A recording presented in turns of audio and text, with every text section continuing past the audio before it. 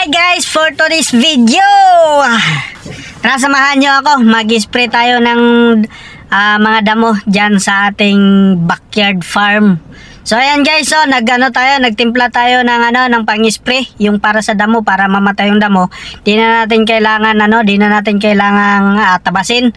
So yung ginamit natin dyan guys na medisina is yung Roundup.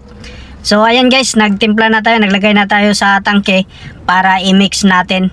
Tapos yan ay i-stir natin yung sa loob ng tangke pagkatapos natin maglagay ng medisina para ma-mix siya ng mabuti, para effective talaga siya. Kasi pagka di mo ini-stir ng mabuti yan guys, so hindi even yung yung pagka ng tubig. So yung ibang tubig walang medisina, so di effective, hindi mamamatay yung damo na tatamaan.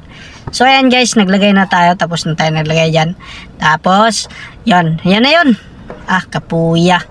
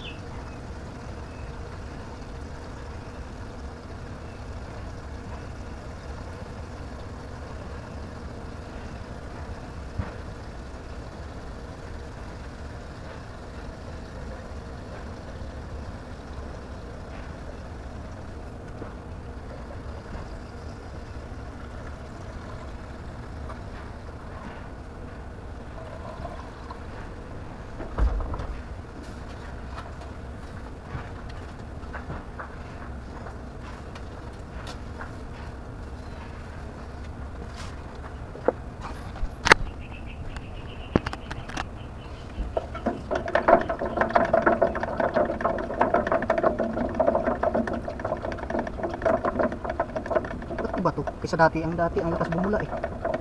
Ito walang bula. Effective kaya to? Dati kasi grabe makabula dati. Ngayon walang kabula-bula. Kaya naman. Kaya nasik ng mic yun, baka kulang sa sik. Tapos na natin.